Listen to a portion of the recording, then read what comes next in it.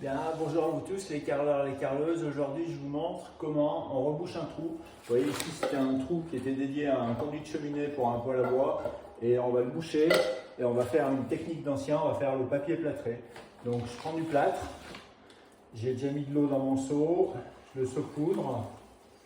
Et ensuite, une fois que j'aurai mis, je sais pas, une consistance, que j'aurai une purée assez liquide, et ben ce que je vais faire, je vais tremper le papier. Alors ça peut être du papier journal, moi j'ai récupéré des bouts de papier, je les ai froissés. Et après, je les mettrai là-dedans et ça va durcir, ça sera super dur. Donc là, je mélange, il ne faut pas que ce soit pâteux. Hein. Vous voyez, c'est pas mal liquide la consistance. Et je mélange avec mon petit stuccateur. Moi j'aime bien le stuccateur avec manche en bois. Et après, forcément, on va se salir parce que le plâtre, ça salit beaucoup. Hein. Donc voilà, on a une eau plâtrée et on va insérer les bouts de journal dans ce liquide plâtreux, quoi, en fait. Le papier va se prendre dedans. Alors, je vais en mettre pas mal. Hein. Donc après, je vous dis, c'est très salissant. Hein. Prévoyez de bien nettoyer derrière. Hein. Donc, je mets mon papier. Il va choper le plâtre. Ensuite, après, je le mettrai dans le trou qui est ici. Vous voyez, c'est un trou qui est assez profond. Donc là, vous voyez, la consistance du papier plâtré, c'est ça.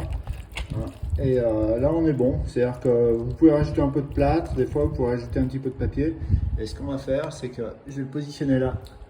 J'en ai peut-être trop fait. On verra, je le mets là. Vous voyez. Je prends dans mon seau. Je prends une bonne boulette. Et je le mets ici. Voilà.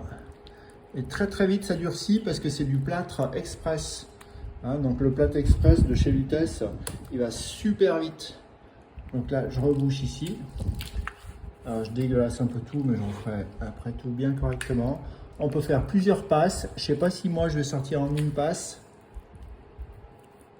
Et ça permet vraiment de boucher des fortes épaisseurs. Vous n'êtes pas obligé de prendre un bout de placo. Enfin, il y en a qui auraient bouché. C'est une solution vraiment d'ancien. Hein. Après, il faudra bien que je nettoie. Hein. Voilà, vous voyez, dans mon seau là. Et c'est pas cher. Et une fois que c'est durci, c'est super dur le papier plâtré. Donc là, voilà, on a rebouché très grossièrement. Donc tout de suite, vous voyez, par terre, c'est dégueu. Hein. Je vais tout ramasser, je vais tout nettoyer parce que c'est du plâtre. Et on laissera vite, je vais y lisser un petit peu, on laissera tirer et après on endurera dessus.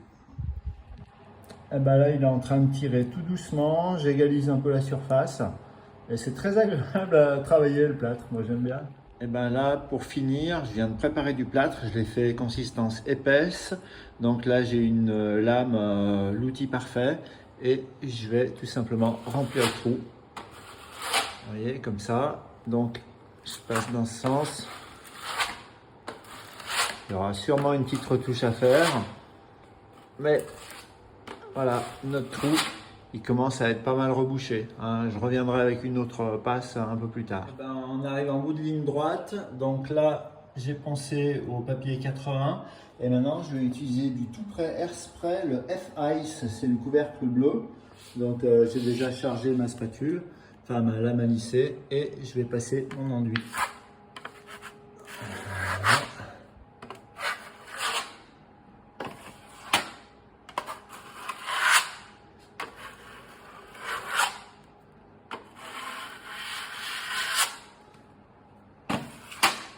Et là, je remettrai peut-être une deuxième petite passe.